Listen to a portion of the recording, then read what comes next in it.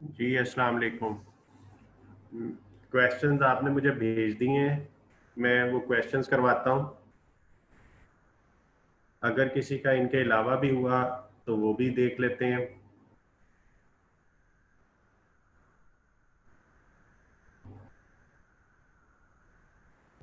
सबसे पहले 165 question number 165 देखते हैं कि क्या था और क्यों नहीं हुआ।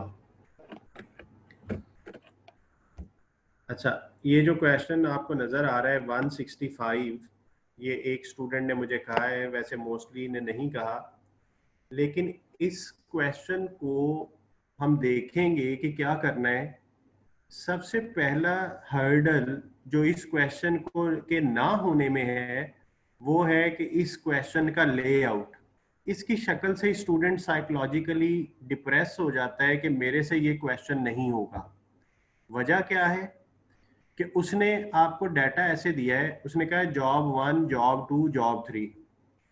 तो ऐसा सवाल नॉर्मली नहीं किया होता कि जिसमें 3 जॉब्स हों। तो पहला इशू तो ये आ गया कि यार जॉब कॉस्टिंग में ऐसा सवाल तो सर ने ना कराया ही नहीं है। अच्छा जी। दूसरा दूसरा इशू इसकी रिक्वायरमेंट में है। What was the value of closing work in process. अब स्टूडेंट ने क्लोजिंग वर्क इन प्रोसेस को प्रोसेस कॉस्टिंग में किया होता है। वो ये साइकोलॉजिकली अपने आप को इस काबिल नहीं समझता कि मैं इसको जॉब में कैसे करूं। तो आपने क्वेश्चन की शक्ल से, क्वेश्चन की रिक्वायरमेंट से परेशान नहीं होना। अभी मैं क्वेश्चन पढ़ूंगा, आप देखेंगे कि क्वेश्चन में कुछ भी नहीं है, सिर्फ इसके लेआउट से और इसकी रिक्वायरमेंट से कंफ्यूज करने की कोशिश की गई है, जो कि एक नाकाम कोशिश ऑलमोस्ट सारे लोगों ने कर लिया था, लेकिन फिर भी एक स्टूडेंट ने कहा है तो मैं इसको डिस्कस कर रहा हूं। A firm uses job costing and recovers overheads on a direct labor cost basis. Job costing system है, ओवरहेड जो है वो डायरेक्ट लेबर कॉस्ट की बेस पे है। 3 jobs were worked out during a period, job 1, job 2, job 3। 3 काम उसने किए। Opening work in process job 1 का, जॉब 2 का 0 है, जॉब 3 का है। Material in the period, labour in the period. Overheads for the period were exactly as budgeted 140,000। कहता है जो एक्चुअल ओवरहेड्स हैं वो वही हैं जो बजटेड थे और वो 1,40,000 है। Actual labour cost were also same as the budget. अब अगर आप क्वेश्चन की पहली लाइन देखें तो इसमें उसने बताया कि ओवरहेड्स किसकी बेस पे एब्जॉर्ब हो रहे हैं, overheads on a direct labour cost basis. तो इसका मतलब है सबसे पहले तो मुझे ओवरहेड एब्जॉर्प्शन रेट चाहिए। अब job 1 and job 2 were the only incomplete jobs. ये जो लास्ट लाइन है, job 1 and job 2 were the only incomplete job. Incomplete का मतलब है वर्क इन प्रोसेस। इनकम्प्लीट वो होता है जो फुली कंप्लीट नहीं है। तो इसका मतलब ये हुआ कि जॉब 1 और जॉब 2 की जो टोटल कॉस्ट निकलेगी वही वर्क इन प्रोसेस की वैल्यू है, क्योंकि ये दोनों इनकम्प्लीट है। जो जॉब 3 है वो कंप्लीट हो चुकी है। तो जॉब 3 की कोई कैलकुलेशन हमने 165 क्वेश्चन में नहीं करनी। हमने सिर्फ ये बताना है कि वर्क इन प्रोसेस यानी इनकम्प्लीट जो चीजें हैं वो कितनी है। तो देखें कॉस्ट में क्या क्या आता है, जितने भी पैसे लगे हैं वो कॉस्ट है। ओपनिंग की कॉस्ट प्लस मटेरियल की कॉस्ट प्लस लेबर की कॉस्ट प्लस ओवरहेड्स की कॉस्ट। अब ओवरहेड्स की जो कॉस्ट है वो आप फाइंड आउट कर सकते हैं। उसके लिए आपको सबसे पहले ओवरहेड अब्जॉर्प्शन रेट चाहिए, जो कि इक्वल होगा budgeted overhead divided by budgeted level.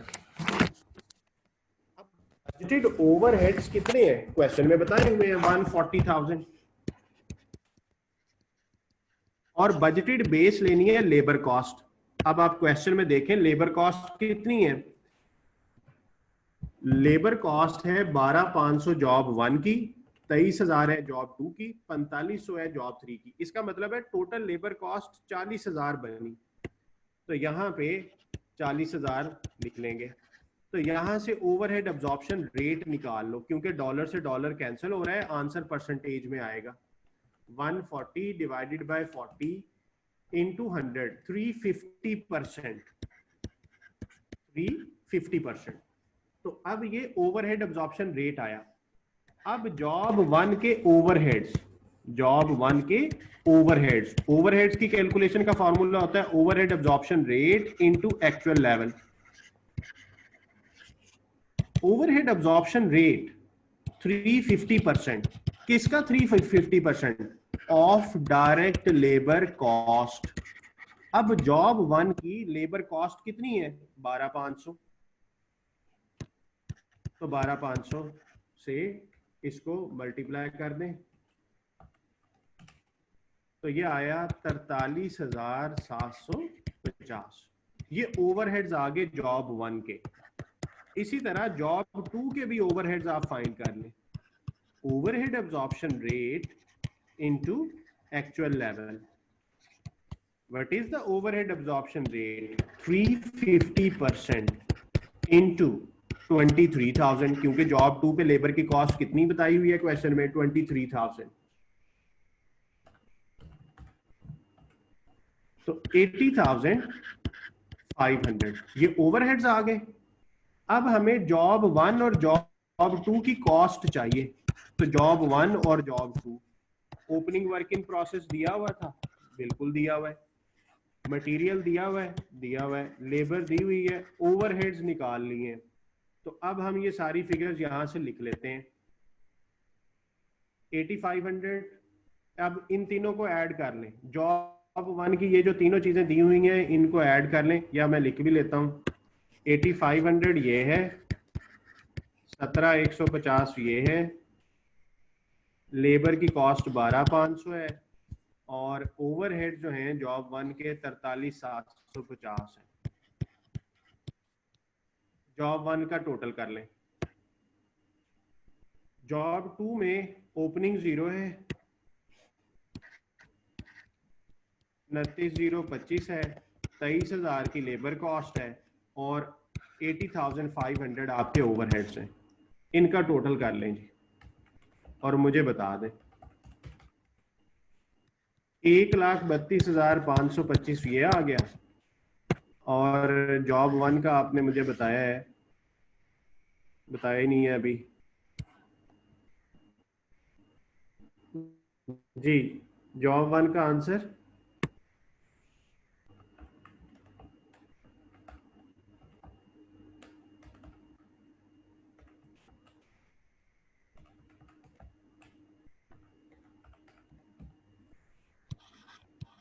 81,900। अब ये दोनों इनकम्प्लीट हैं, तो इनका टोटल कर लें।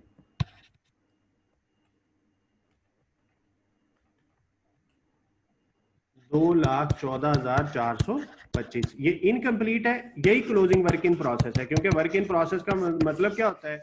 जो चीजें फुली कंप्लीट ना हो। तो देखें, बेसिकली हमने जॉब की कॉस्ट ही कैलकुलेट की है, उसने साइकोलॉजिकली आपको फंसाने की कोशिश की इस क्वेश्चन में। तो डी आंसर होगा जी इसका। आंसर आप मैच कर लीजिएगा 165 का। अच्छा, अब जिन लोगों ने ये सवाल किया होगा, सवाल हल हो गया होगा उनसे, लेकिन जिस तरीके से मैंने इसको इन डिटेल एक्सप्लेन कर दिया है, उनके भी काफी कॉन्सेप्ट ठीक हो गए होंगे। जी सही है। 166 166 देखते हैं क्या है। ये भी अगेन उसी एक ही स्टूडेंट ने पूछा है, तो इसका मतलब है, मुझे ये लगता है कि वो साइकोलॉजिकली बेचारा इसको जेन पे ले गया कि यार ये सवाल मैं नहीं कर सकता। Job 3 was completed during the period and consisted of 2,400 identical circuit boards। कहता है जो जॉब 3 है वो कंप्लीट हुई है और वो 2,400 सर्किट बोर्ड्स हैं। यानी वो जॉब क्या थी? सर्किट बोर्ड बनाने थे। तो 2,400 सर्किट बोर्ड बनाए हैं जॉब 3 में the firm add 50% to total production cost to arrive at a selling price. What is the selling price of a circuit board? कहता है एक सर्किट बोर्ड की प्राइस बताएं। तो इसका मतलब है पहले तो मुझे कॉस्ट फाइंड करनी है, तो कॉस्ट में फाइंड कर लेता हूं। ये थी जॉब 3 4600, यहां पे मैं साइड पे ही जॉब 3 बना लेता हूं जी। जॉब 3 4500 ओपनिंग था, 4500 नहीं 46,000 है, 46,000 ओपनिंग था, मटेरियल कुछ नहीं था, लेबर 4500 है, तो इस पे ओवरहेड कितने बनेंगे? 4500 इंटू 350%, 15,750। तो जॉब की कॉस्ट क्या बनी?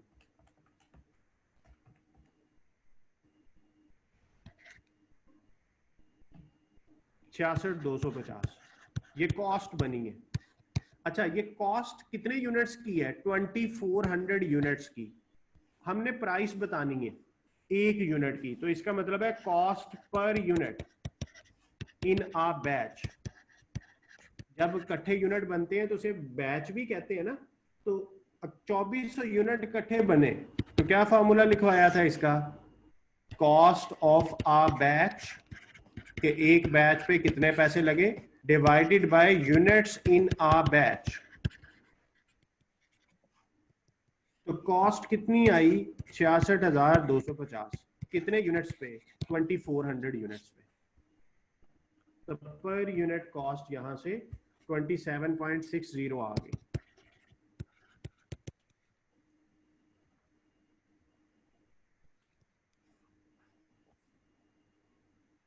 अब ये तो कॉस्ट आई है, हमें तो प्राइस चाहिए। Sell price is equal to cost plus profit, ये भी पड़ा हुआ है। 27.6 plus profit is 50% of cost, उसने लिखा हुआ है क्वेश्चन में, तो इसका 50% ले लेते हैं, तो ये बना 13.80 प्लस 27.6,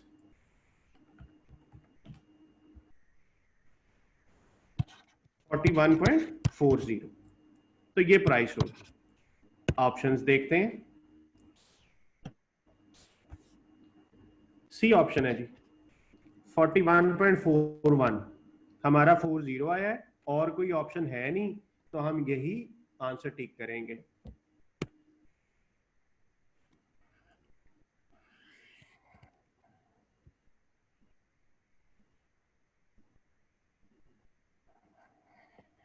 जी 165 166 हो गया। अब उसके बाद 170 171, ओके 170 और 171 पे जाते हैं।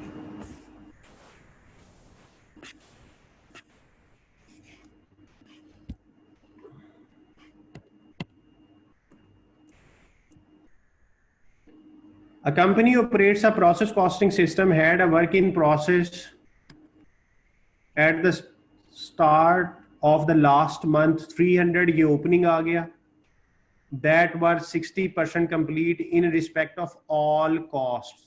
all cost का क्या मतलब है? मटीरियल, लेबर, कन्वर्जन, हर चीज के लिए 60% कंप्लीट है। Last month a total of 2000 units were completed, तो ये आउटपुट आ गया। and transferred to finished goods, the cost per equivalent unit was month was 10, the company uses first in first out of the cost allocation, what is the total value of 2000 units transferred to finished goods? तो ये मैंने आपको बड़ी दफा इसकी calculation सिखाई हुई है। फर्स्ट इन फर्स्ट आउट में ओपनिंग की वैल्यू कैसे फाइंड करते थे? सॉरी, ओपनिंग की नहीं, आउटपुट की। क्या करते थे? आउटपुट के दो हिस्से कर लेते थे। अब देखिएगा सवाल कितना आसान है, वर्किंग कितनी थोड़ी करनी पड़ रही है। ओपनिंग को सेपरेट कर लेते थे, स्टार्टेड एंड फिनिश को सेपरेट कर लेते थे। अब आउटपुट टोटल 2000 है, उस 2000 में से ओपनिंग कितना था? 300 है, क्वेश्चन में बताया हुआ है 300 यूनिट ओपनिंग है। इसका मतलब है स्टार्टेड एंड फिनिश कितने हैं? 1700। क्योंकि आउटपुट में से ओपनिंग लेस कर दें। अच्छा, ये जो ओपनिंग है ना, इस पे पहले भी कुछ पैसे लगे होते हैं, प्रीवियस पीरियड कॉस्ट, वो उसने दी हुई है क्वेश्चन में। ये मैं आपको दिखा देता हूं, ये दी हुई है $1710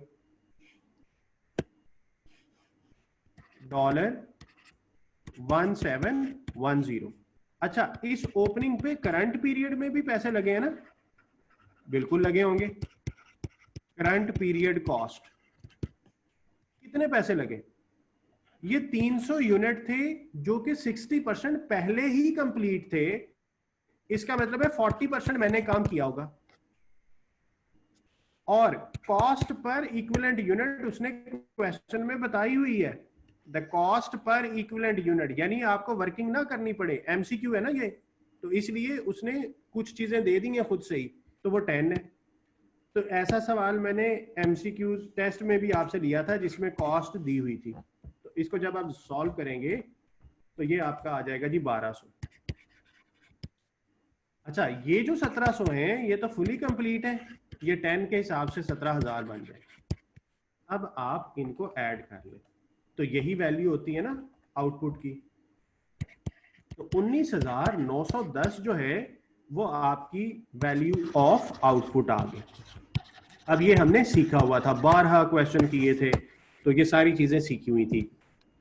मसला क्या है, आप उस नॉलेज को अप्लाई करें।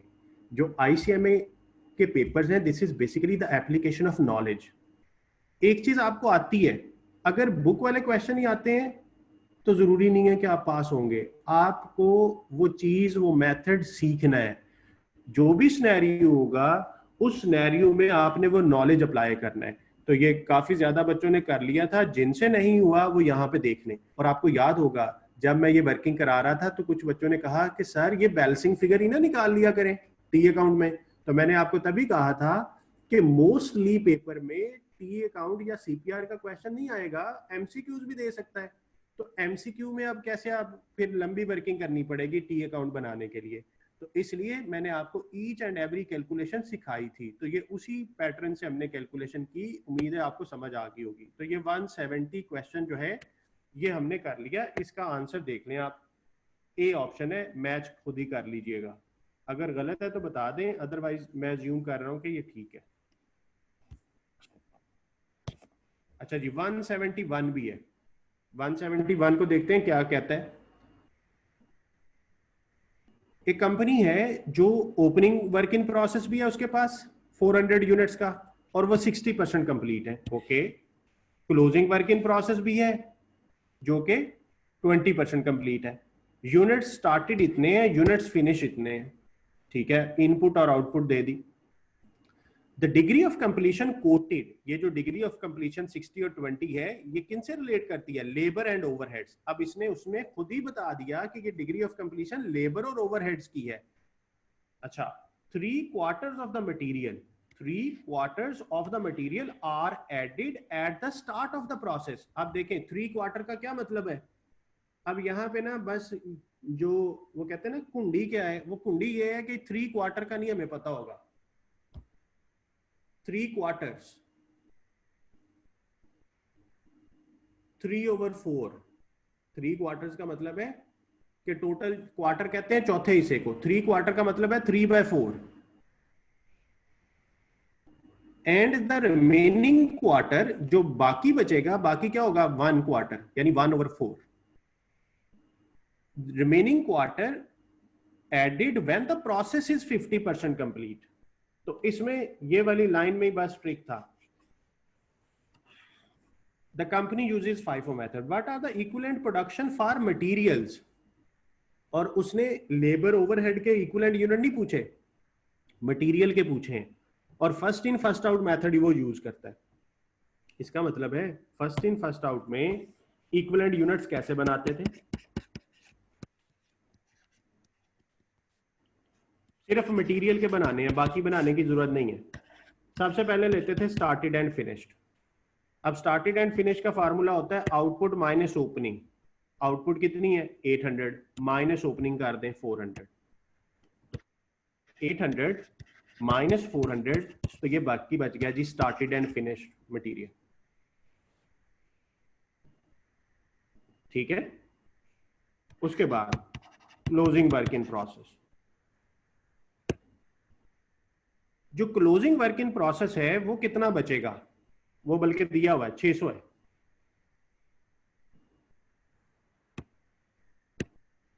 अब ये जो क्लोजिंग वर्क इन प्रोसेस है ना, इसके दो हिस्से बनने हैं। वजह क्या है कि 3/4 क्वार्टर शुरू में प्रोसेस में इन कर दिया जाता है और 1/4 बाद में किया जाता है। ये जो 3/4 है यानी 600 का 3/4 ये प्रोसेस के शुरू में, यानी ये 100% है। इसकी डिग्री ऑफ कंप्लीशन कितनी है, 100% है। तो ये क्या आएगा, 600 divided by 4 multiplied by 3 into 100%, तो वो 450 बनेगा। अच्छा, जो 1/4 है वो तब ऐड किया जाता है जब प्रोसेस 50% हो चुका हो। तो इसका मतलब है उसकी डिग्री ऑफ कंप्लीशन 50% है।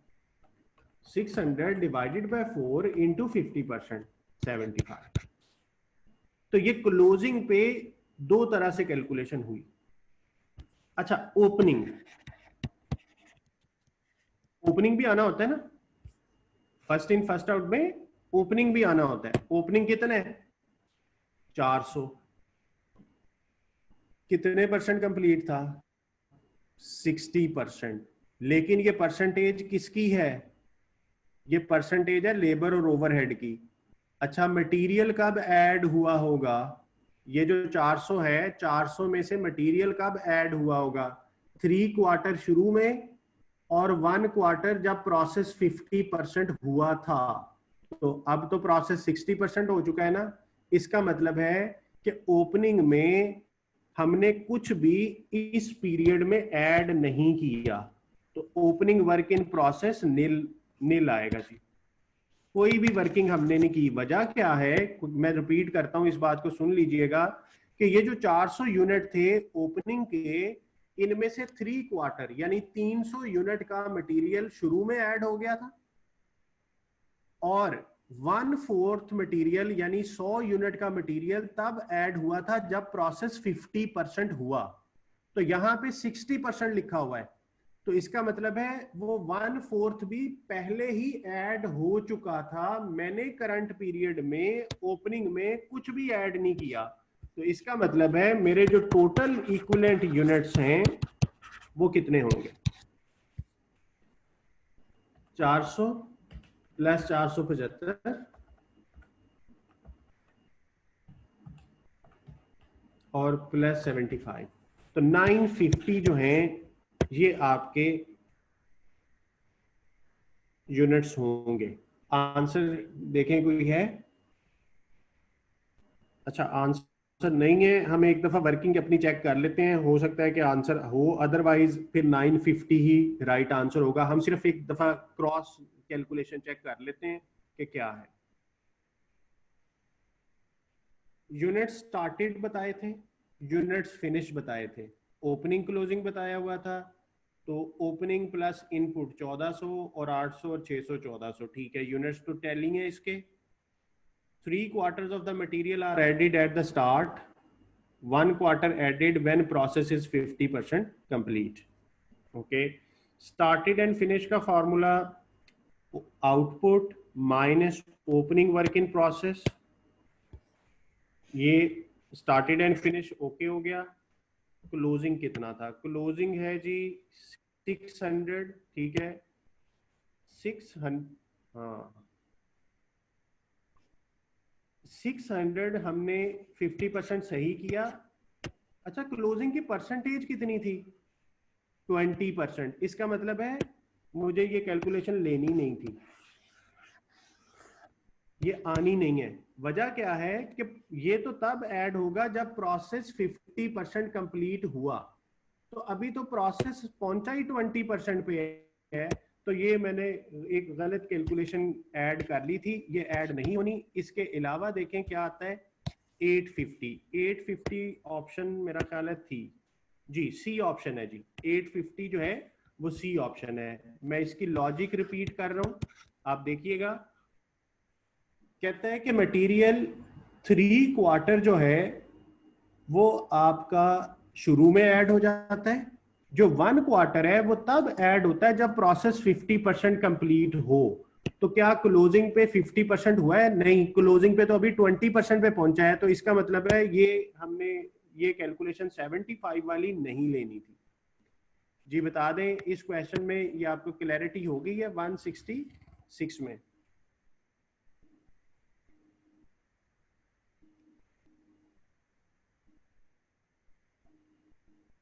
जी ठीक है, आंसर भी मैच हो गया आपका। अभी आप मेरे से ना मजीद क्वेश्चन ना पूछे, मुझे एक लंबी लिस्ट आई हुई है, मैं वो वाले सवाल करा दूं, फिर आपका अगर जो रहता हुआ, जिन बच्चों ने मुझे कहा है कि सर मैंने सवाल पूछना है, तो मैं उनको अभी दोबारा पूछूंगा। अभी मुझे वो लिस्ट पहले कंप्लीट कर लेने दें, हो सकता है आपके क्वेश्चन उन्हीं में कवर हो रहे हो। जी 181 था ये, या अच्छा ये 171 है अभी। इसके बाद जी अगला क्वेश्चन है 180 181। अब हम 180 पे जाते हैं।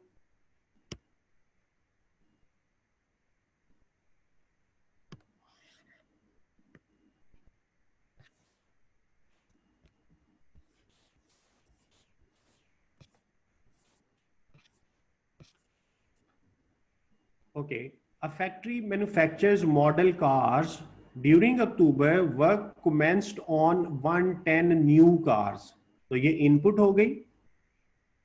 This was in addition to 20,000 that were 50% complete at the start of the month. तो ओपनिंग कितना है? 20,000. At the end of the October, 40,000 cars that were 50% complete. तो ये क्लोजिंग हो गया। क्लोजिंग की परसेंटेज भी बता दी।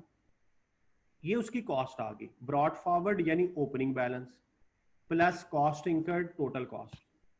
If the factory chooses the weighted average method of spreading the cost, what is the cost per car? यार ये तो बहुत आसान सवाल था, ये तो आपने मेरी मेहनत ही कराई है बस। ओके जी, एवको मेथड है। एवको मेथड में हमने इक्विवेलेंट यूनिट्स बनाने होते हैं। परसेंटेज एक ही दी हुई है। सबसे पहले आउटपुट आती है, फिर उसके बाद क्लोजिंग वर्क इन प्रोसेस आता है। यूनिट्स में यहाँ पे यूनिट्स का नाम जो है वो कार है, कार्स। आउटपुट कितनी हुई? देखो 20,000 यूनिट थे, 1,10,000 आपने नए ऐड किए, तो 20 और 110 ऐड किया तो 130 हो गए। उनमें से 40,000 क्लोजिंग में हैं, तो इसका मतलब है आउटपुट 90 है। आउटपुट कितनी है? 90,000। कैसे आई? क्योंकि बाद में आपने मेरे से पूछ लेना है कि सर 90 कहाँ से आ गया, तो सुन लें। ओपनिंग 20,000, 1,10,000 न्यू माइनस क्लोजिंग, तो 90,000 जो है ये आउटपुट आई। 40,000 जो क्लोजिंग है वो 50% कंप्लीट है, तो इसका मतलब है 20,000 बन गया। टोटल इक्विवेलेंट यूनिट्स हो गए 1,10,000। अब हमें cost per equivalent unit find करनी है, और एवको मेथड हम यूज कर रहे हैं। तो एवको में क्या करते थे? ओपनिंग की कॉस्ट प्लस इंकर्ड कॉस्ट, तो वो टोटल 132 उसने दिया हुआ है। 132,000 डिवाइडेड बाय 110,000। अच्छा ये 132,000 था, और ये ऊपर 3 जीरो राउंड भी हुए हुए हैं, तो इसका मतलब है ये 132 मिलियन है।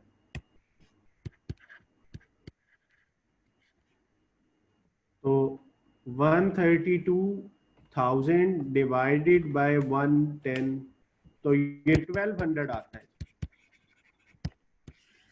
तो ये है जी कॉस्ट पर कार। तो ये आंसर होगा जी बी ऑप्शन।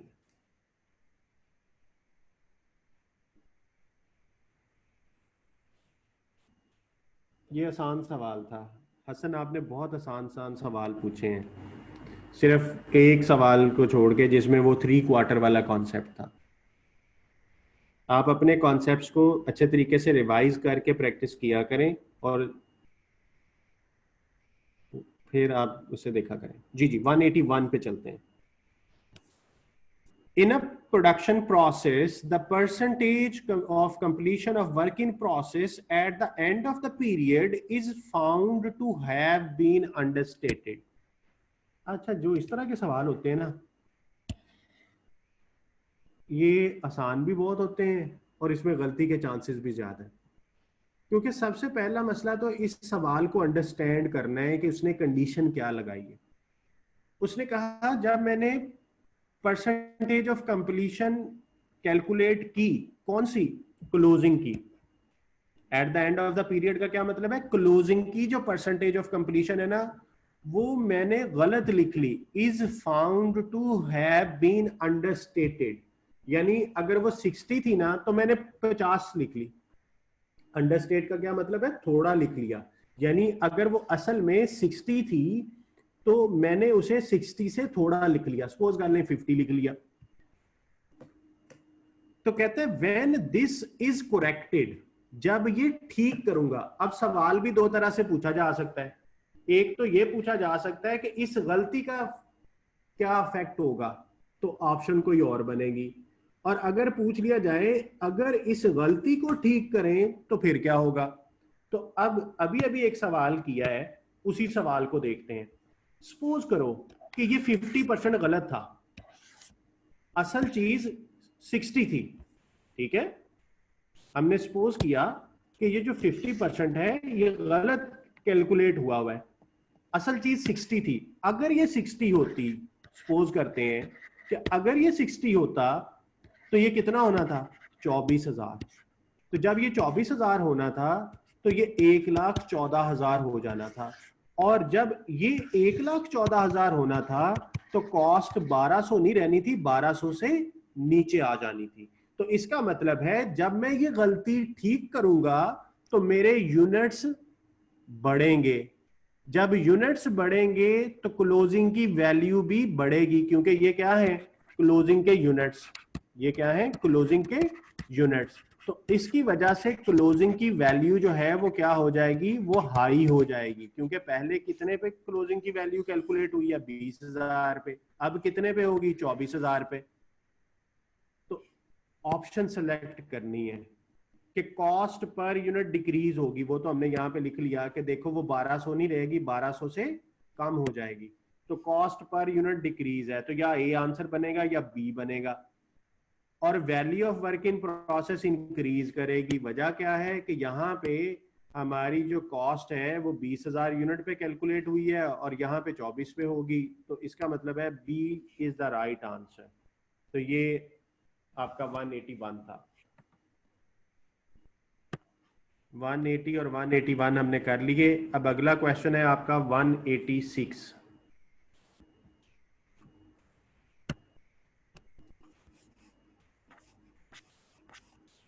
186।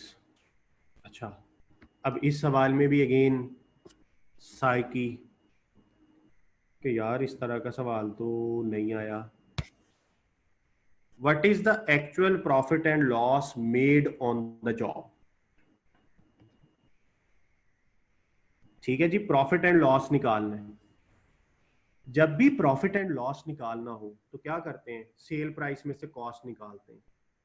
अब मैं डाटा पढ़ता हूं। A builder has produced a quote for the some alterations. कहता है एक बिल्डर ने ऑल्टरेशन के लिए कोट किया। The price is made up as follows.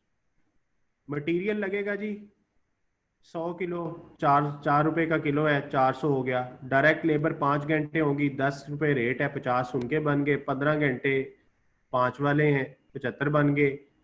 फिर मुझे मशीन किराए पे लेके आनी होगी एक दिन के लिए, तो 100 रुपए के हिसाब से 100 रुपया कॉस्ट मशीन की बन गई। ओवरहेड्स 20 आवर्स हैं at the rate 8 per hour.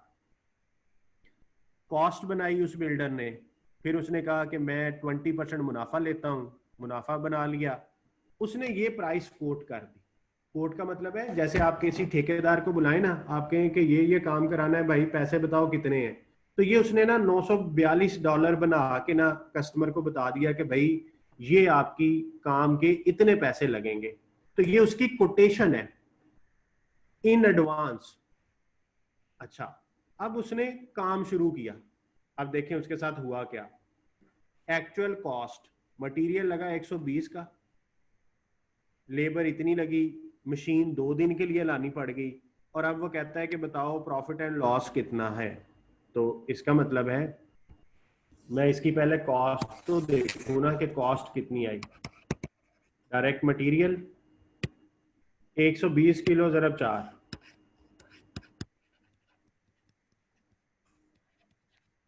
480। Labour 3 घंटे 10 वाले और 20 घंटे 5 वाले,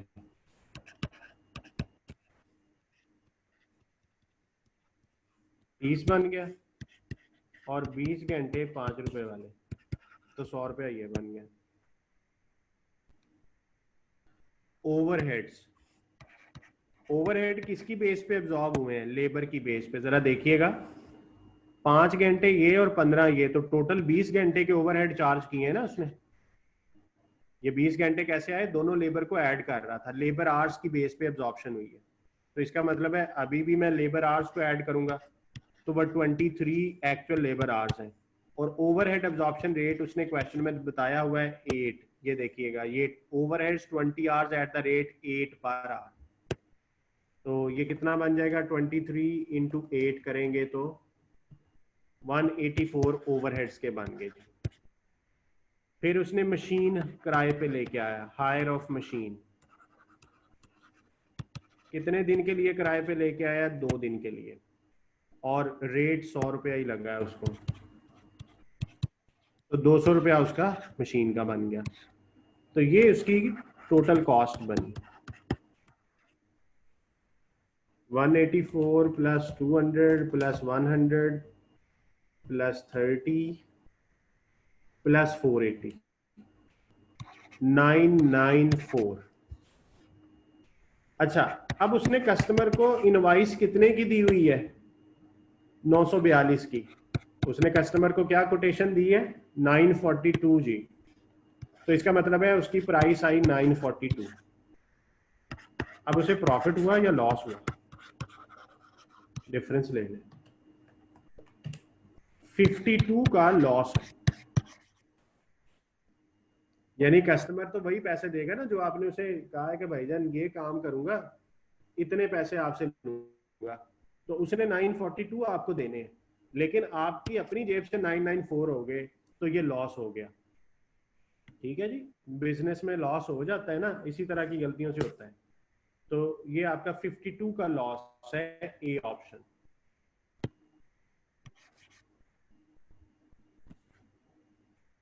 उसने यही पूछा था कि एक्चुअल लॉस बताएं।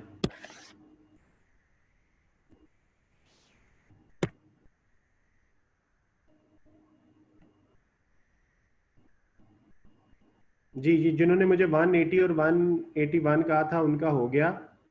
अब 186 पे जा रहा हूं, फिर उसके बाद 188।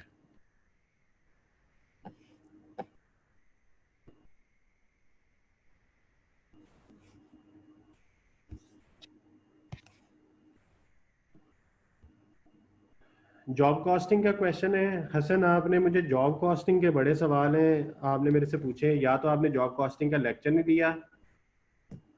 A company operates a job costing system. Job 874 requires 110 hours of labor at the rate of 8 per hour. Material and other expenses amounted to 1700. There are 3 employees whose basic hours are 30 hours a week. All work is completed in 1 week at a special request of customer. Overtime is paid at time and a quarter. What is the total direct labor cost? सिर्फ labour की cost बतानी है। तो labour के 110 hours हैं, ठीक है।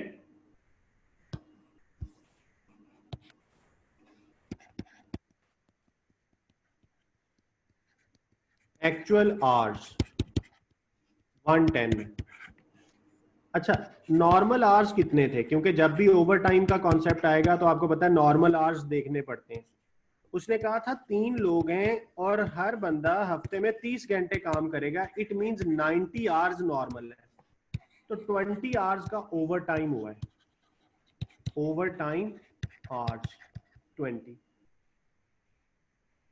अब हमने लेबर कॉस्ट बतानी है, तो आपको याद होगा हम नॉर्मल वेजेस कैलकुलेट करते होते थे और फिर ओवर टाइम वेजेस।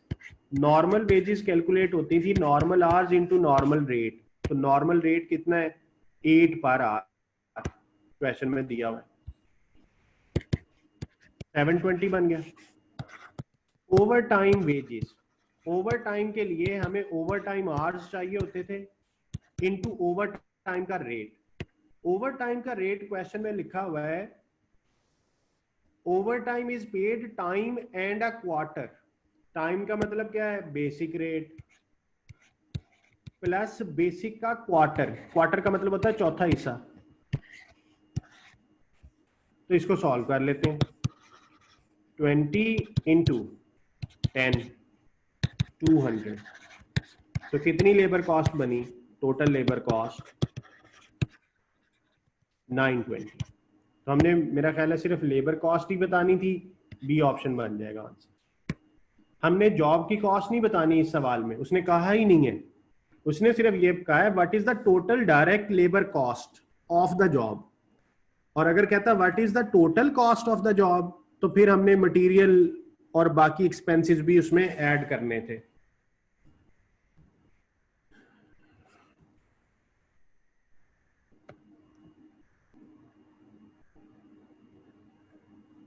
यार क्वेश्चन डिसमिस भी कर दिए आपने।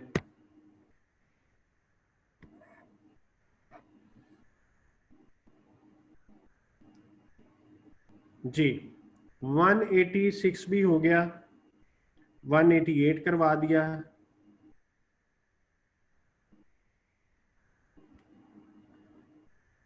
165 और 171 ये भी मैं करवाता हूँ जी। अभी देख लेते हैं 165 और 171।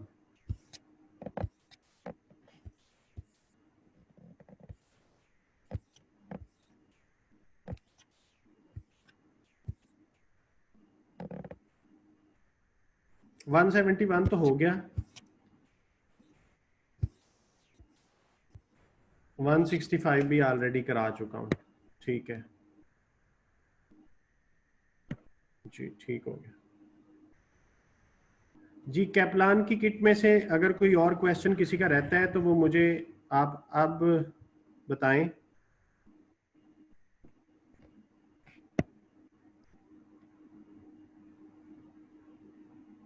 172, ओके 172 देख लेते हैं क्या है।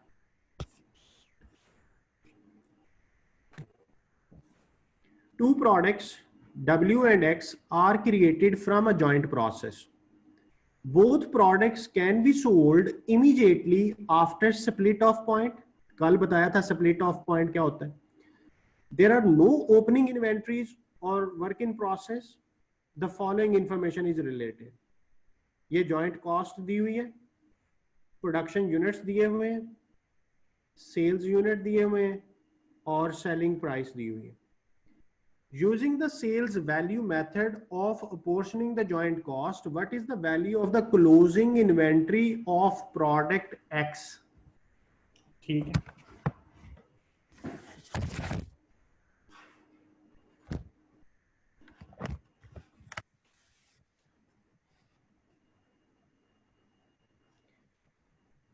W और X दो प्रोडक्ट्स हैं, 12,000 यूनिट बनाए, 10,000 बेचे।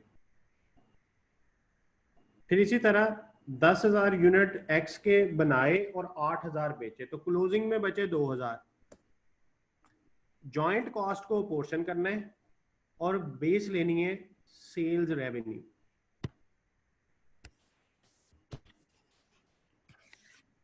W और X 12,000 और 10,000 यूनिट्स जो प्रोडक्शन हुई। अगर मैं इनको बेचता हूं तो ये बिकेंगे 10 पे और 12 पे, ये बनेगा 1,20,000 और ये भी 1,20,000, तो ये हुआ 2,40,000। ठीक है, ये रेवेन्यू आ गया, ये टोटल रेवेन्यू आएगा।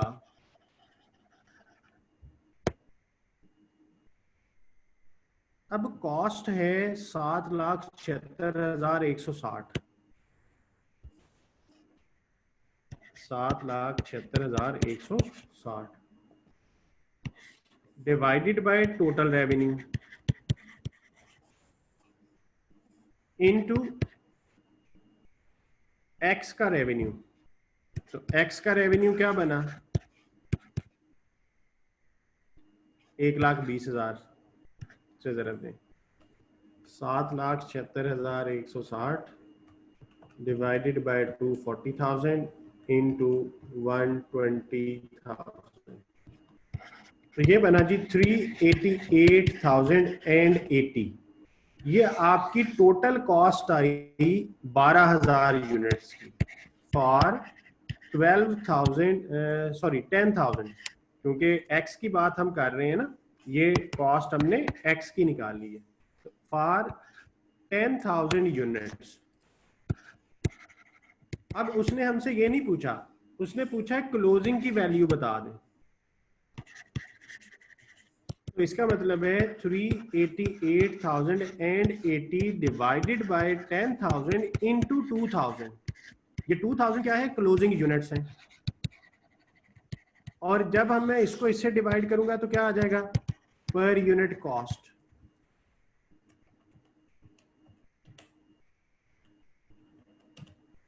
तो 77,616, तो ये होगी जी उसकी वैल्यू। इसका आंसर मैच करके मुझे बता दीजिएगा। 172 जी, दोनों जॉइंटिंग है, क्योंकि दोनों का रेवेन्यू बराबर है ना, तो दोनों जॉइंट हो सकती हैं। बाय होना जरूरी नहीं है कि लाजमी एक बाय होगी, दोनों जॉइंट ही हैं। जी आंसर सही है।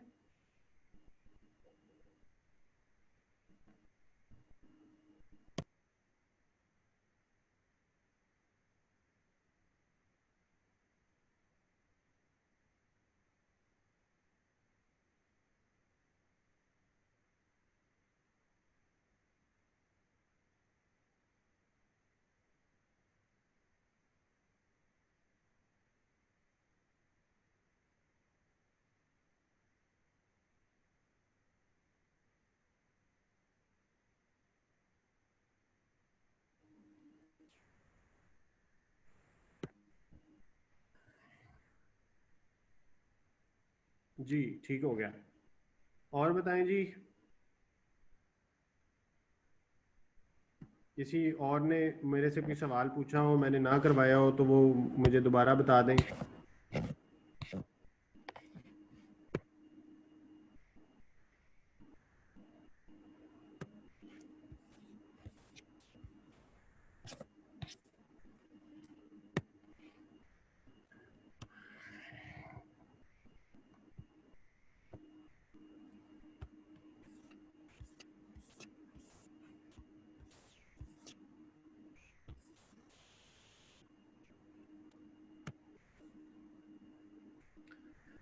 168 का भी कहा गया है जी, ये देख लेते हैं।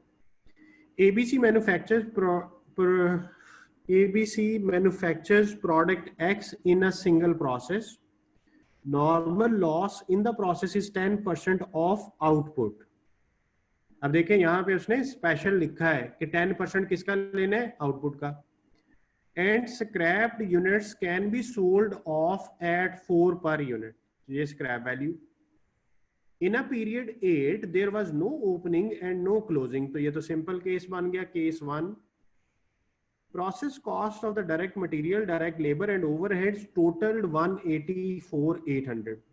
Input was 13,200. What is the cost per unit? इसमें देखिए ओपनिंग क्लोजिंग है नहीं, इनपुट इक्वल होगी आउटपुट के प्लस नॉर्मल लॉस के प्लस अब नॉर्मल लॉस के, ठीक है। क्लोजिंग है नहीं, तो इसका मतलब है डेबिट साइड और क्रेडिट साइड बराबर होती हैं, तो डेबिट साइड में सिर्फ इनपुट बचा, क्रेडिट साइड में ये चीजें बचनी है। इनपुट उसने बताई है 13,200, आउटपुट नहीं पता, एक्स है, और नॉर्मल लॉस कहता है 10% होगा एक्स का, क्योंकि क्वेश्चन में क्या लिखा है 10% ऑफ आउटपुट, तो आउटपुट मुझे पता नहीं है। अब नॉर्मल लॉस के बारे में भी क्वेश्चन साइलेंट है, तो इट मींस 0 है। तो ये बना, ये ऐड होके बन गया 1.10x is equal to 13,200। This implies x is equal to 13,200 divided by 1.10, तो ये कितना आएगा, 12,000 आ जाएगा। अब आपने x किसको कहा, x आपने कहा आउटपुट को, तो नॉर्मल लॉस कितना बनेगा आपका, 12,000 का 10%, तो 1200 बनेगा। इसका मतलब है केस 1 में एवरेज कॉस्ट पर यूनिट का क्या फार्मूला होता था, कॉस्ट इंकर्ड, कि आपके पैसे कितने लगे हैं, minus scrap value plus disposal cost divided by input minus normal loss. Input 13,200 की है, नॉर्मल लॉस आप निकाल चुके हैं 1200, कॉस्ट इंकर्ड थी 184,800 माइनस स्क्रैप वैल्यू, ये जो 1200 यूनिट होंगे ये कितने का एक सेल हो जाएगा, 4 का,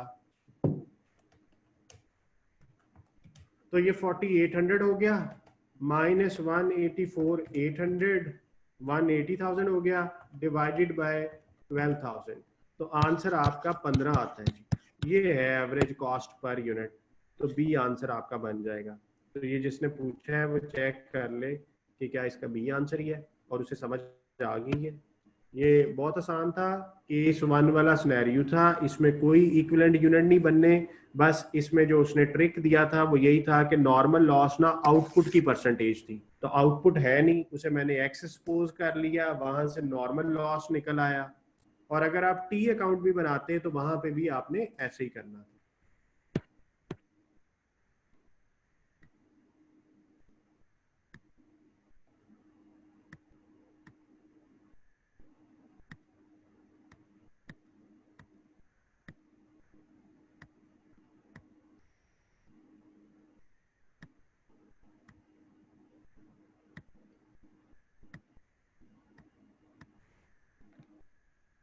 जी सारे हो गए। बीपीपी की किट के क्वेश्चन बताएं जी। अब कैप्लान के तो आपने सारे ऑलमोस्ट हो गए, ये लास्ट सॉल्यूशन आपको नजर आ रहा है, इन दोनों में से आपने कोई कहा होगा।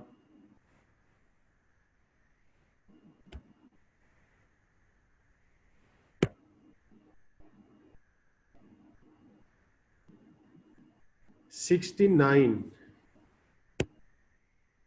नाइन या 169, मैं सपोज कर लेता हूँ कॉमन सेंस यूज करके कि 169 आपने कहा होगा। A company uses process costing to value its output. The following was recorded for the period: input, conversion cost, normal loss, abnormal loss. There was no opening closing. What is the valuation of 1 unit of output? फिदा ये बहुत आसान सवाल है, लेकिन क्योंकि आपने पूछा ही पहली दफा है तो मैं आपको इसका जवाब करा देता हूँ। ओपनिंग क्लोजिंग नहीं है, एवरेज कॉस्ट का फार्मूला लगना है, और वो होता है cost incurred minus scrap value divided by input minus normal loss.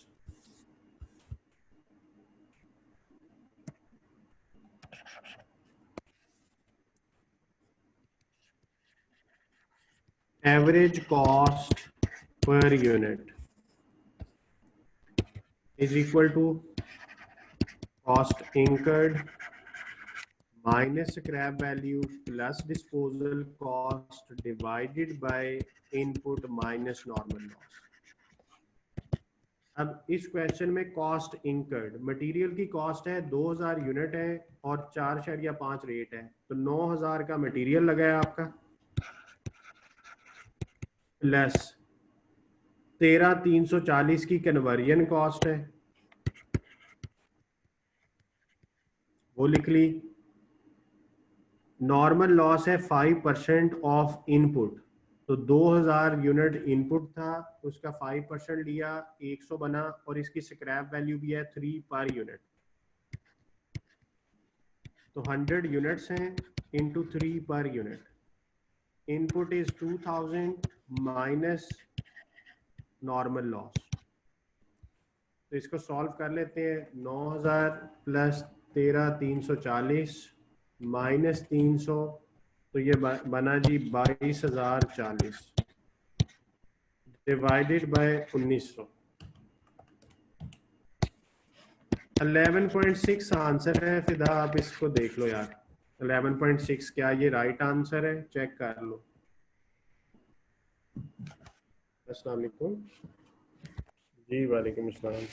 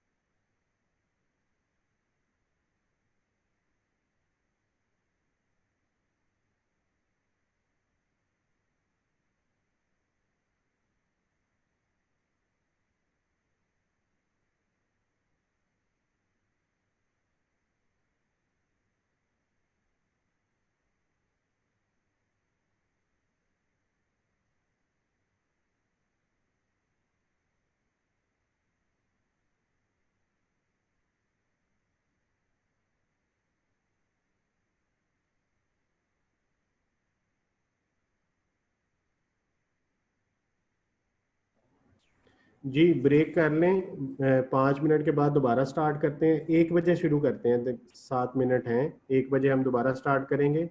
और आपने मुझे ना बीपीपी की किट के क्वेश्चन बताने हैं ब्रेक के बाद, तो फिर हम उसको देखेंगे।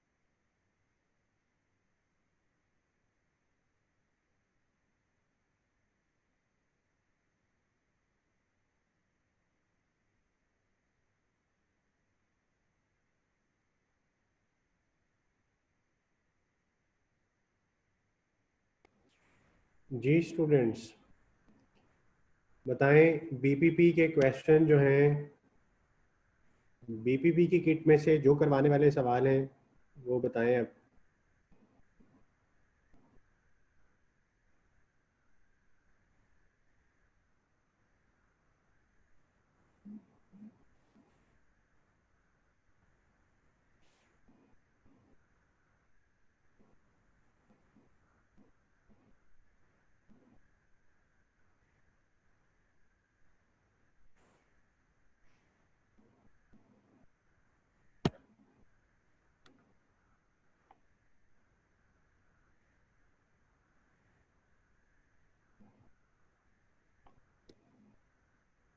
नाइन ए पॉइंट फाइव, ओके जी।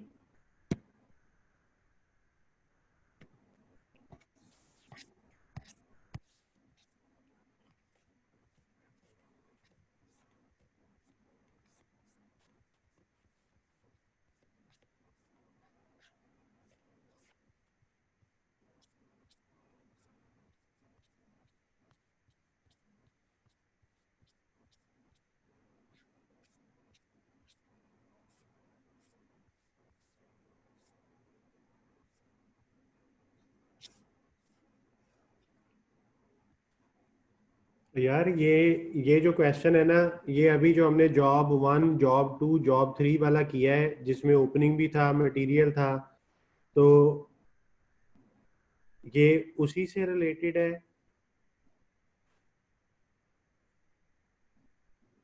तो ये आपने खुद से करना है, सेम कॉपी क्वेश्चन है जो मैंने कैपलान में करवाया, जॉब 1 जॉब 2 जॉब 3। तो आज क्योंकि उसका कॉपी क्वेश्चन हो चुका है, ये वाला क्वेश्चन आप खुद करेंगे। 9A.5 जिसने मुझे कहा है उसको मैं बता रहा हूँ कि आप इसकी ट्राई कर लें, अदरवाइज मैं आपको फिर बाद में करवा दूंगा, मुझे बता देना, कल बता देना जी नहीं हुआ। होना चाहिए वैसे अब ये ना, ये सेम कैपलान का कॉपी क्वेश्चन ही है जी। और किसी स्टूडेंट ने बीपीपी की किट में से कोई क्वेश्चन पूछना है? लास्ट वाला क्वेश्चन कौन सा बनता है, उसका नंबर क्या है?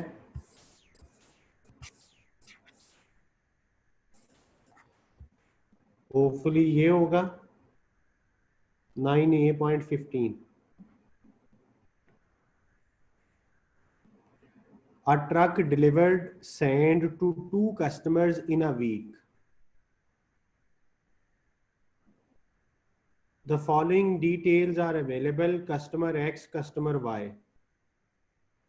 अच्छा, ये डिलीवर की है इसने चीजें, तो ये सर्विस कॉस्टिंग में आएगा। तो सर्विस कॉस्टिंग अभी हमने पढ़ा नहीं है, लेकिन एमसीक्यू ये सर्विस कॉस्टिंग का है, तो ये अभी हमने टॉपिक नहीं पढ़ा, इसलिए इसको अभी छोड़ देते हैं। 9A.15 ये सर्विस कॉस्टिंग का टॉपिक में, आप अगला टॉपिक मेरा सर्विस कॉस्टिंग ही है।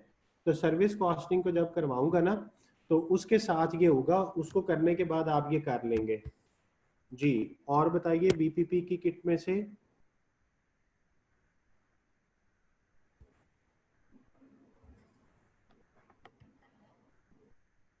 फैजान आपने कहा था 9A.5, तो वो मैंने आपको बता दिया कि कैपलान का कॉपी क्वेश्चन है, इसलिए मैं अब नहीं करवा रहा, मैंने आपको उससे मिलता जुलता क्वेश्चन करवा दिया 9A.5 वाला।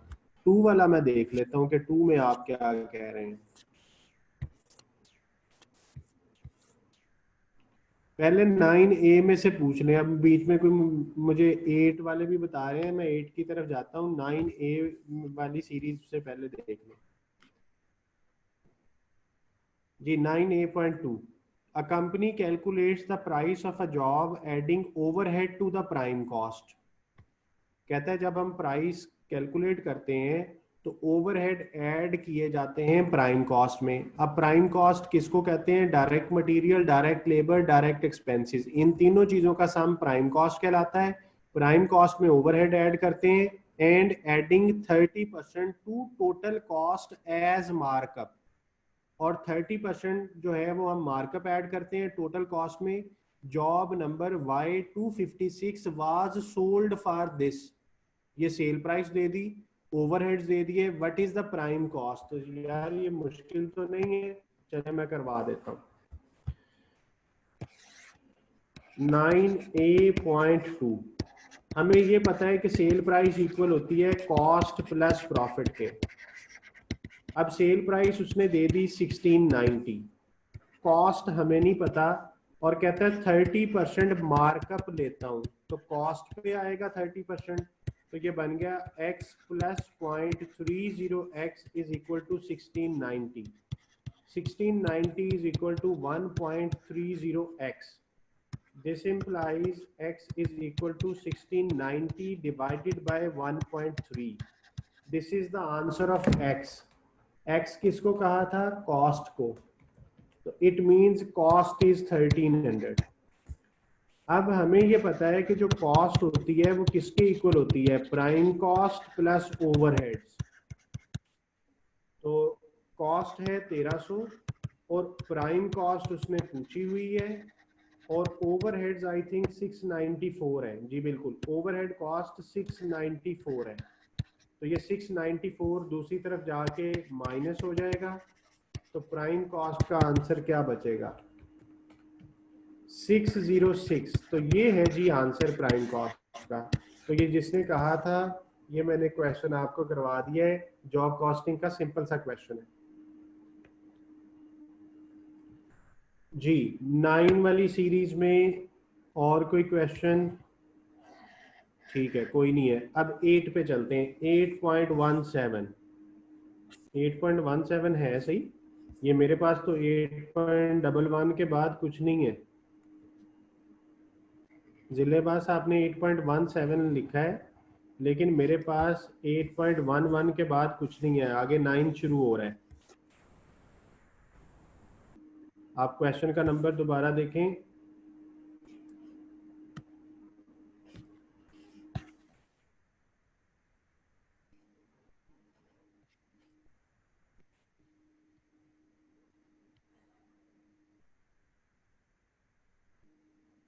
अच्छा, 8A.17। अच्छा, मैं 8B में हूँ। Okay, 8A.17। ओके, ये जी।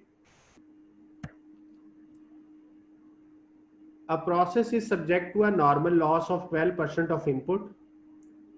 Losses can be sold for 5 per kg, ये scrap value आ गई।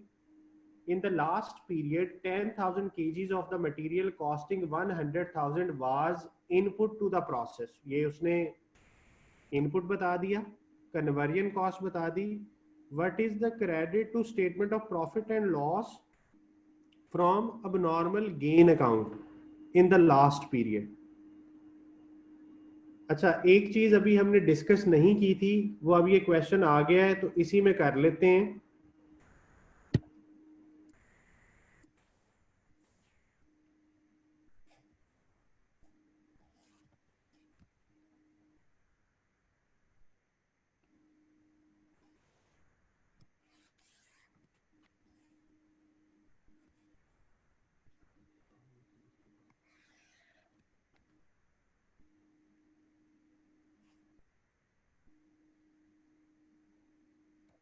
इम्पैक्ट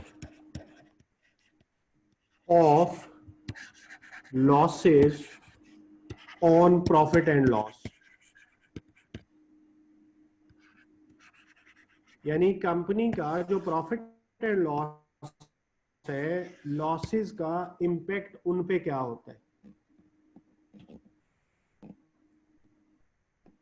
पहले हमने जो भी चीज पढ़ी है वो प्रोसेस अकाउंट के हवाले से पढ़ी थी, कि नॉर्मल लॉस प्रोसेस अकाउंट की क्रेडिट साइड पे आता है, अब नॉर्मल लॉस प्रोसेस अकाउंट की क्रेडिट साइड पे आता है, अब नॉर्मल गेन प्रोसेस अकाउंट की डेबिट साइड पे आता है। अब हम प्रॉफिट एंड लॉस यानी इनकम पे क्या फर्क पड़ेगा, लॉसेस की वजह से आपकी इनकम पे क्या फर्क पड़ेगा।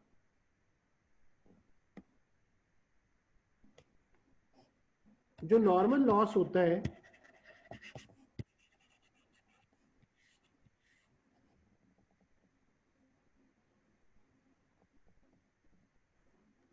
जी एक मिनट होल्ड कीजिएगा।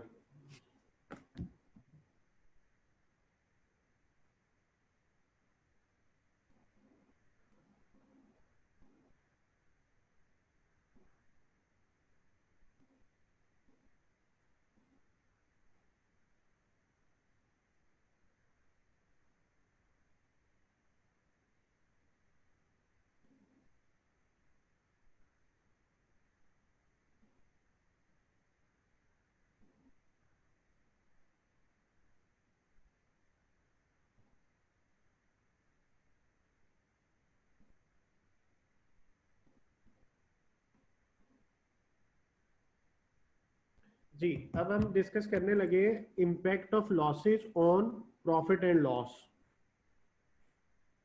नॉर्मल लॉस को हमने कहा कि इनपुट पे परसेंटेज लगती है, तो वो आ जाता है नॉर्मल लॉस के यूनिट्स,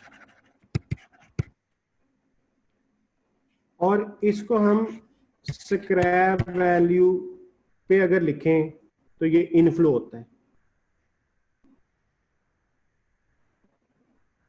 और अगर इस पे कॉस्ट आ जाए तो वो डिस्पोजल कॉस्ट कहलाती है। ये स्क्रैप वैल्यू एक तरह से इनकम है कि आपको पैसे आए हैं, और डिस्पोजल कॉस्ट आपका एक्सपेंस है। इसी तरह जो अबनॉर्मल लॉस होता है, अबनॉर्मल लॉस का भी मतलब ये है कि ये यूनिट जाया हो गया। लॉस नॉर्मल हो या अबनॉर्मल हो, जाया का मतलब जाया है, वेस्टेज है। अब ये वाली वेस्टेज भी ना सेल होती है, या इस पे भी स्क्रैप वैल्यू आती है और इस पे भी डिस्पोजल कॉस्ट आ सकती है, दोनों सूरतें।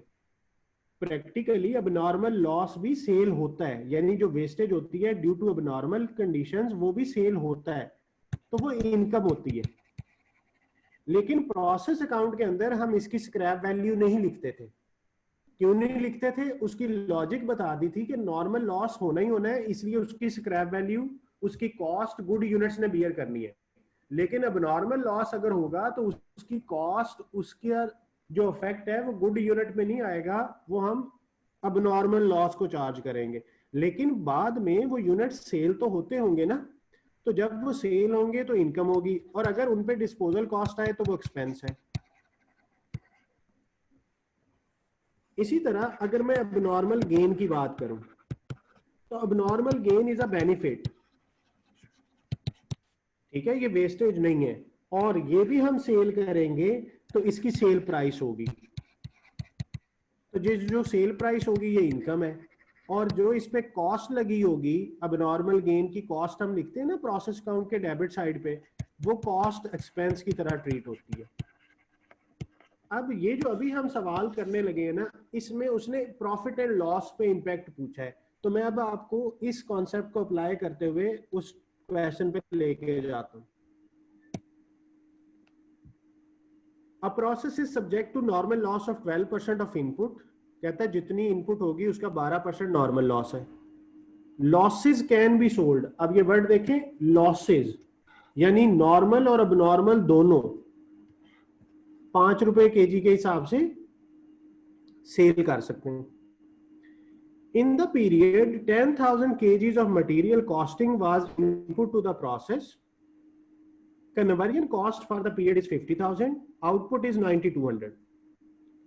अब सबसे पहले ये देखना है कि मुझे इस क्वेश्चन में गेन हुआ या लॉस हुआ। वैसे तो उसने लिखा हुआ है नीचे, लेकिन अगर मैं टी अकाउंट भी बनाऊं तो इनपुट 10,000,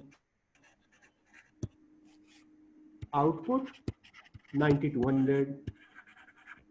नॉर्मल लॉस क्वेश्चन में बताया हुआ है 12% ऑफ इनपुट, तो 12% कितना बनेगा? 10,000 का 12% ले लेंगे, 1200। क्लोजिंग ओपनिंग का कुछ नहीं बताया, तो प्लस 9,200 किया तो ये 10,400 हुआ। इसका मतलब है ये 400 इधर आया, ये गेन होगा। अच्छा, इसकी कॉस्ट कितनी थी? 1,00,000 का मटेरियल था और कन्वर्जन कॉस्ट 50,000 थी।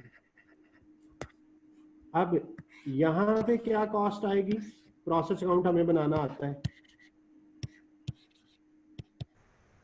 ठीक है, और यहां पे क्या कॉस्ट आएगी ये हमने बताना है।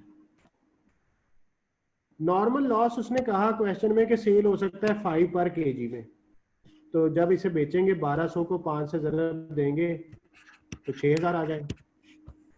अब हमें एवरेज कॉस्ट पर यूनिट का फॉर्मूला आता है,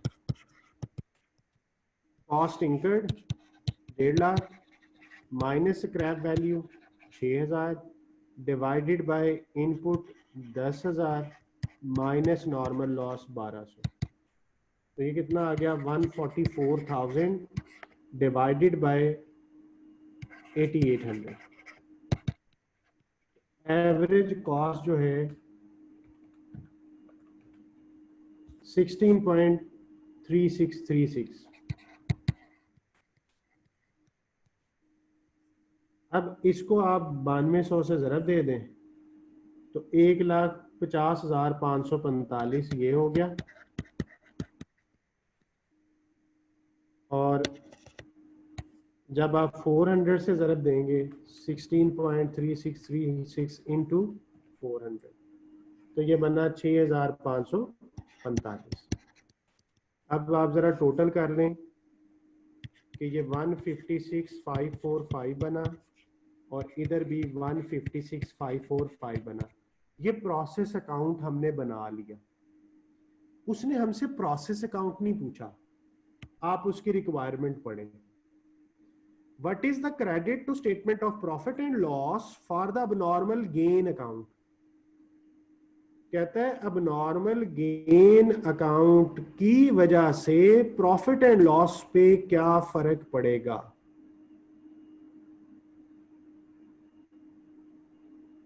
ठीक है, abnormal gain की वजह से प्रॉफिट एंड लॉस अकाउंट पे क्या फर्क पड़ेगा। आपको एक बात याद होगी कि जब भी हम डबल एंट्री करते हैं उसकी वजह से टी अकाउंट में पोस्टिंग होती है ना।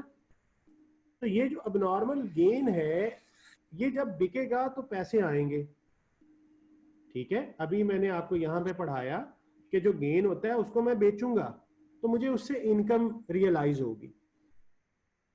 ठीक है, अब मैं कितने का बेचूंगा, सेल प्राइस तो दी नहीं है, तो इसका मतलब है मैं ये सपोज कर लेता हूं कि एटलीस्ट कॉस्ट पे तो बिकेगा ना। मैं इतना पागल नहीं अभी हुआ कि मैं अपनी कॉस्ट से भी कम पे इसको बेचूं, तो मैं एटलीस्ट कॉस्ट तो कवर करूंगा। ठीक है, मैं एटलीस्ट इसकी कॉस्ट तो कवर करूंगा। तो उसने हमसे जो पूछा है वो यही पूछा है, what is the credit to profit और loss for the normal gain account.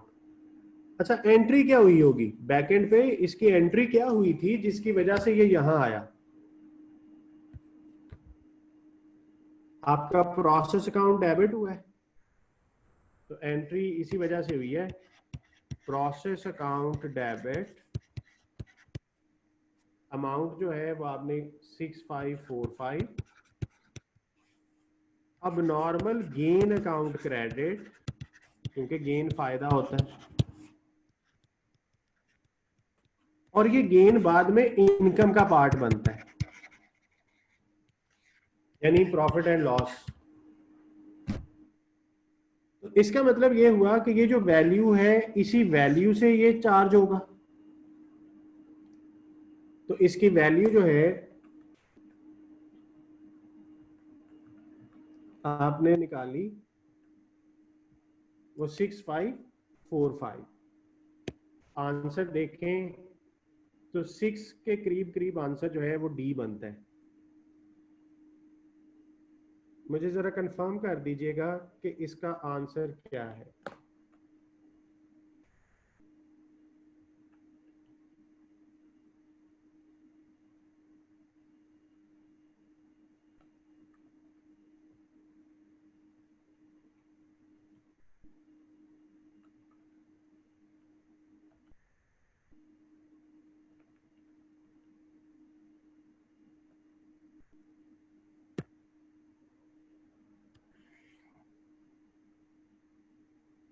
अच्छा, 4545 तो कोई मसला नहीं है, कॉन्सेप्ट हमारा सही है। जस्ट ये कैलकुलेशन जरा एक दफा चेक कर लें कि कैलकुलेशंस हमने सही की हैं। कैलकुलेशन कहाँ कहाँ पे आई हैं। ये कॉस्ट इंकर्ड 150 माइनस 6,144 आता है। 144,000 डिवाइडेड बाय 8800 तो ये आया 16.36 इंटू अबनॉर्मल गेन 400 तो 6545 इसका आ रहा है।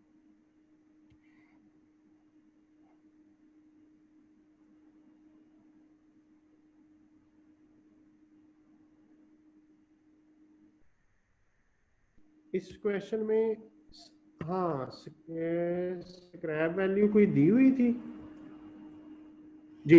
ये देखिएगा क्वेश्चन में स्क्रैप वैल्यू उसने दी हुई है, losses can be sold at 5 पर kg। इसका मतलब है उसने अज्यूम किया कि मेरी जो कॉस्ट इंकर हुई है, अब जरा देखिए प्रॉफिट एंड लॉस पे इनकम और कॉस्ट दिखते हैं। प्रॉफिट एंड लॉस में क्या क्या आता है, रेवेन्यू आना होता है, रेवेन्यू और कॉस्ट आनी होती है। कॉस्ट हम कैलकुलेट कर चुके हैं 6545, हमने कॉस्ट कैलकुलेट कर ली 6545।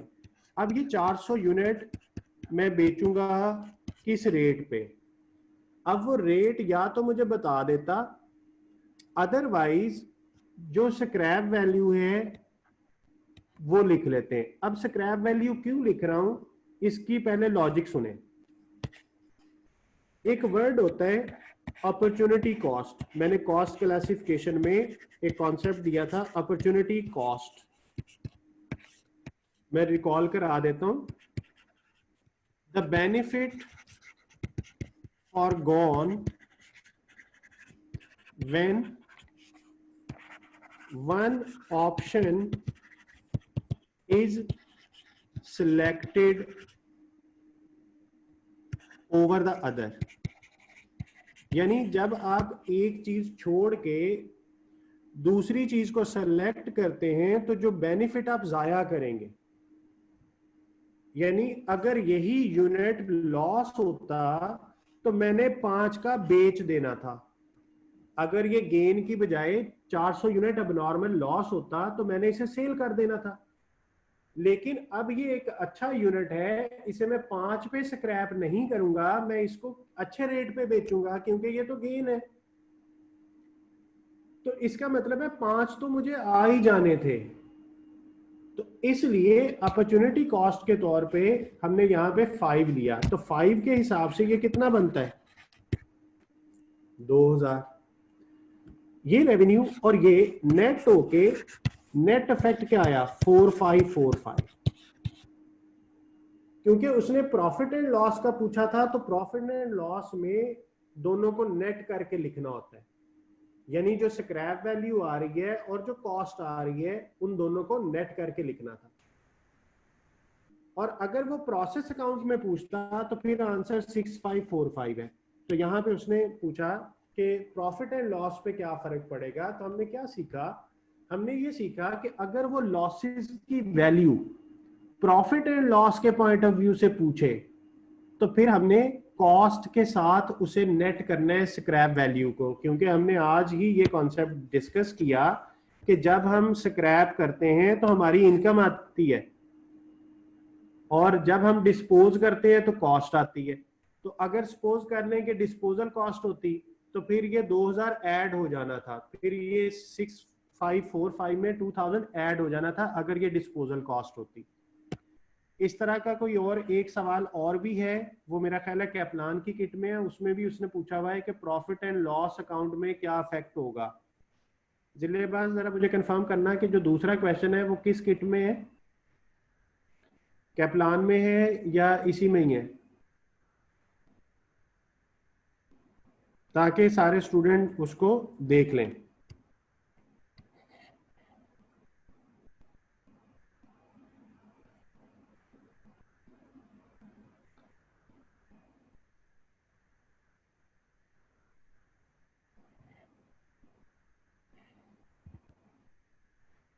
एक और क्वेश्चन है, उसमें वर्डिंग उसने सेम यूज की है। मेरे से व्हाट्सएप पे एक बच्चे ने डिस्कस किया था तो मैंने उसे बताया था कि प्रॉफिट एंड लॉस अगर कहेगा तो उसकी वर्किंग मैं आपको क्लास में सिखाऊंगा। वो आज मैंने सिखा दी है। तो वो आई थिंक कैप्लान का क्वेश्चन था, उसमें भी उसने प्रॉफिट एंड लॉस में इम्पैक्ट पूछा था, तो वहां से देख लीजिएगा।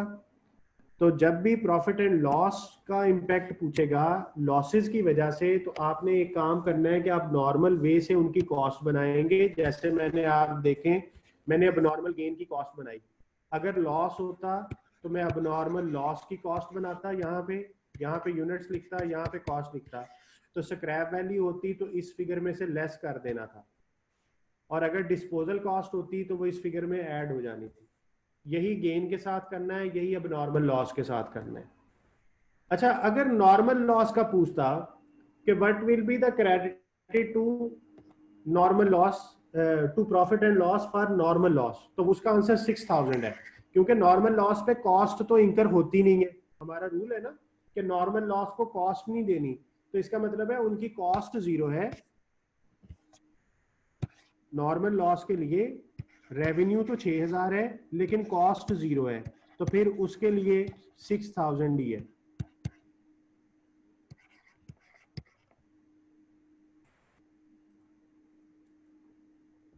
और ये जो है net charge to profit and loss जो है वो 4545।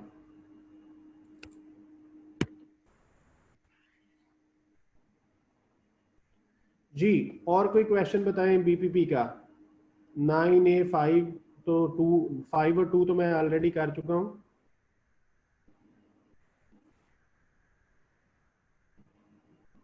जी, स्क्रीनशॉट ले लें, नो इशू।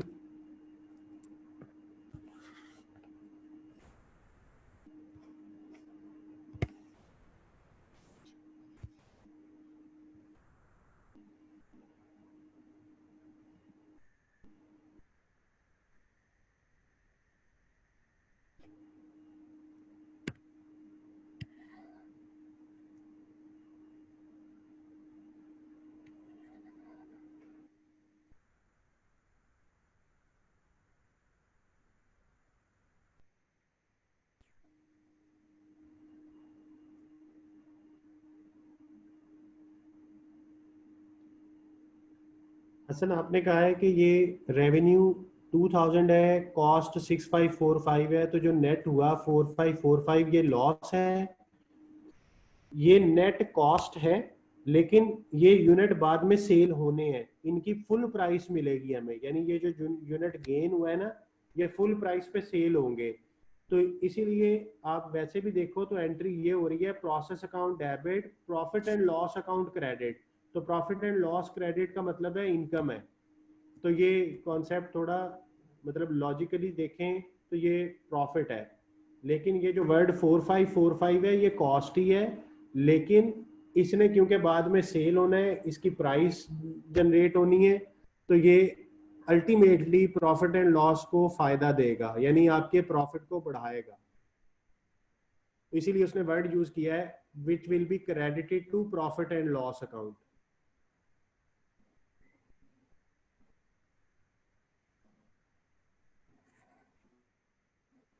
हाँ जी, अभी नहीं बिका, ये बाद में सेल होगा।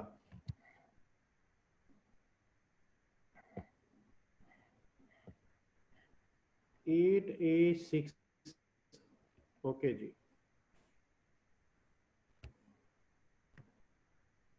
8A6 और 16, तो 16 बाद में करना था, अभी कर लेते हैं पहले क्योंकि हमारे सामने नजर आ रहा है। The following question is taken from exam, ठीक है। Normally no losses are expected from a process. कहते हैं प्रोसेस में लॉसेज नहीं है। Any abnormal loss are sold for scrap. Which of the following calculate the net cost of the company of 1 unit of abnormal loss? तो इसका मतलब है normal loss तो है नहीं, तो total input cost divided bye कौन सी आंसर बनाना चाहिए जी, ये वाला फार्मूला है basically.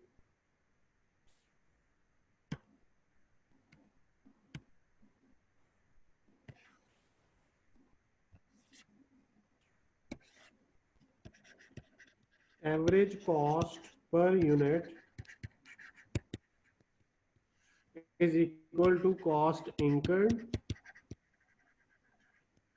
Minus scrap value plus disposal cost divided by input minus normal loss. अब उसने कहा एक्सपेक्टेड लॉस 0 है, इसका मतलब है cost incurred divided by input, ये फार्मूला होना चाहिए। क्योंकि जब नॉर्मल लॉस 0 होगा तो ना स्क्रैप वैल्यू आएगी, ना ही डिस्पोजल कॉस्ट आएगी, और कॉस्ट इंकर्ड टोटल जो हुई होगी वो लेंगे और डिवाइडेड बाय इनपुट करेंगे। अब इसका आंसर क्या बनता है, total input cost divided bye ये सी मोस्ट सूटेबल आंसर सी है। आप चेक कर लें 16 का आंसर क्या है, 8A.16 का आंसर, क्योंकि जो इस फॉर्मूला के मुताबिक मोस्ट सूटेबल बनेगा ना उसे सिलेक्ट करना है। अगर ये सेम टू सेम नहीं है तो जो करीब तरीन होगा वो सिलेक्ट करेंगे। Total input cost minus scrap value divided by expected output, तो यही एक बन रहा है, आप इसे देख लीजिएगा। अच्छा आंसर डी है, let me check. Input minus expected output, अच्छा सही है।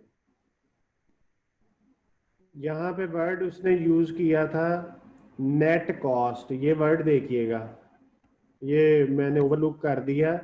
इसमें उसने लिखा है which of the following calculate the net cost to the company for 1 unit of abnormal loss.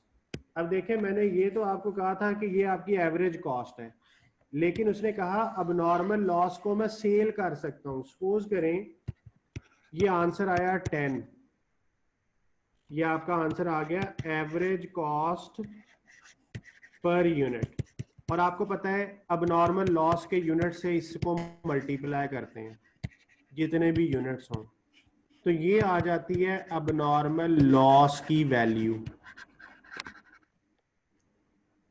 अब अगर अबनॉर्मल लॉस बिकता हुआ तो स्क्रैप वैल्यू लेस करनी चाहिए ना, तो ये बचेगी नेट कॉस्ट। तो यहां पे उसने वर्ड नेट कॉस्ट का यूज किया है, which of the following calculate the net cost to the company. तो इसीलिए फॉर्मूला देखें, total input divided by expected output, यानी फॉर्मूला वही वाला, जो आंसर आया उसमें से scrap value per unit minus कर दो, क्योंकि आंसर पर यूनिट है तो पर यूनिट माइनस कर दो या टोटल से कर दो, एक ही बात है। तो आप चाहते तो आप इसमें से भी per unit scrap value minus करते, तो यही नेट कॉस्ट आनी थी। हम कोई फिगर्स अज्यूम कर लेते हैं, सपोज करें 1000 यूनिट्स हैं, तो अब नॉर्मल लॉस की वैल्यू आ गई 10,000, और स्क्रैप वैल्यू भी अज्यूम कर लें कि 2 है जी, एट द रेट $2, तो इसका मतलब है 1000 यूनिट से मुझे 2000 स्क्रैप वैल्यू आ गई, तो ये बच गया 8000। और अगर मैं यहाँ पे पर यूनिट 2 लिखूं तो नेट कॉस्ट बची 8। अब इससे भी मैं 1000 से मल्टीप्लाई करूं तो ये एग्जैक्टली सेम आंसर आया, तो इसीलिए टोटल से भी निकाला जा सकता है, पर यूनिट से भी। So D is the right answer. ये वर्ड नेट कॉस्ट था। अगर ये नेट कॉस्ट, नेट का वर्ड हटा लें, which of the following calculate the cost, यानी नेट का वर्ड अगर ना होता तो फिर सी आंसर था, और नेट की वजह से स्क्रैप वैल्यू के साथ नेट करना है। जी बता दें सारे बच्चे, आपको ये पॉइंट क्लियर हो गया, क्योंकि नेट कॉस्ट है तो फिर cost minus scrap value adjust करके लिखना होता है। जी शाबाश, ठीक है।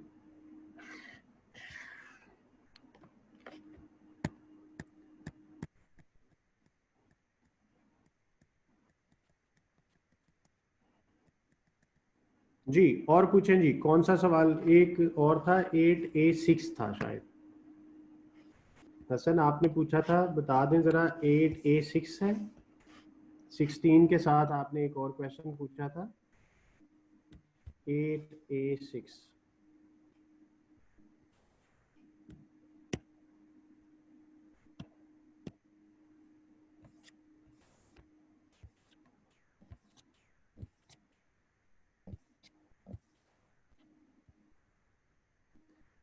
A company needs to produce 340 liters of chemical X.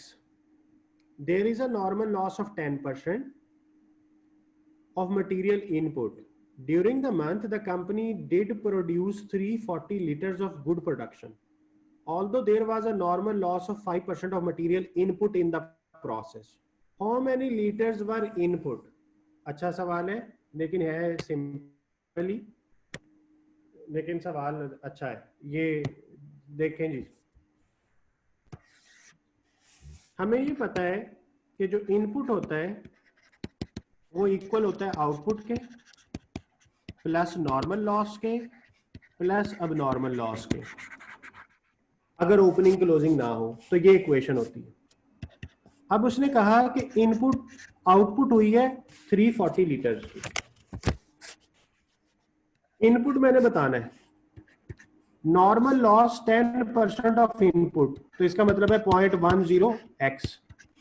अब नॉर्मल लॉस के बारे में भी बताया है 5% ऑफ इनपुट, तो इसका मतलब है 5% बनेगा 0.05x। सिंप्लीफाई करते हैं इस इक्वेशन को, 0.15x, तो यहां से x minus 0.15x is equal to 340, और x का आंसर आ जाएगा 340 डिवाइडेड बाय 0.85।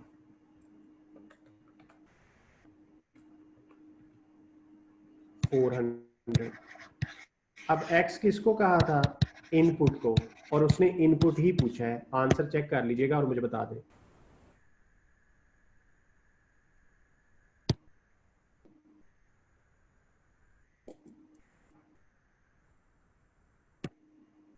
जी, और किसी का कोई क्वेश्चन?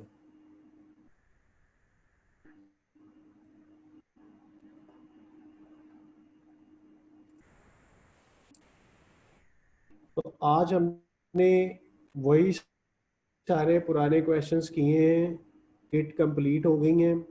आप आज फिर इसको एक दफ़ा देखें। जी, मैं आपके कहने से पहले ही मैं वाइंडिंग अप की तरफ जा रहा हूँ कि इसको अच्छे तरीके से आप रिवाइज कर लें। Job costing, batch costing, process costing, ये हमारा टॉपिक कंप्लीट हो गया है।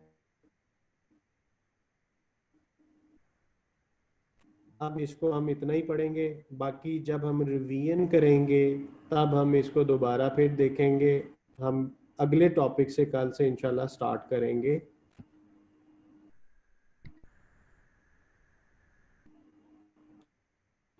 इन्होंने पूछा है कि सर क्लास कल किस टाइम होनी है? हम टाइम तो चेंज नहीं करते, हमारा एक ही टाइम है, तो उसी टाइम पे क्लास होगी।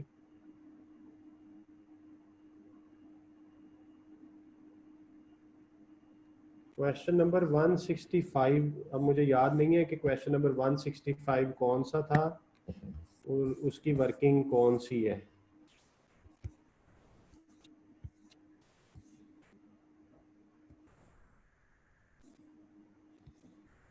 मैं ये पूरा पीडीएफ ही शेयर कर दूंगा, आप खुद ही हिसाब लगा लीजिएगा कि 165 कौन सा है। ये शायद पहले वाला ही है।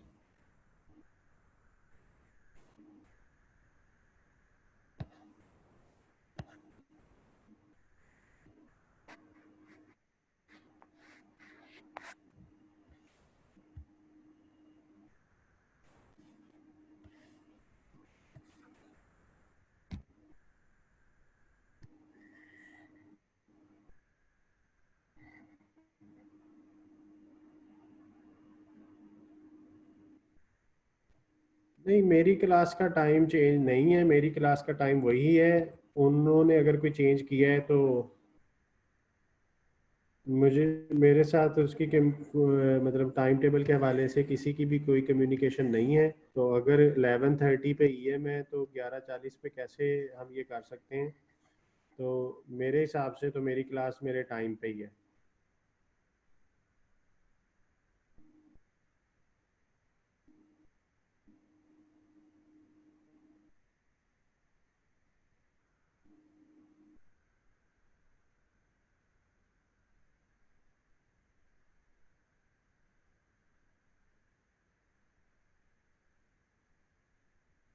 जी, वो एक स्टूडेंट बता रहे हैं कि ईएम की क्लास कल नहीं है, उनकी क्लास कैंसिल है।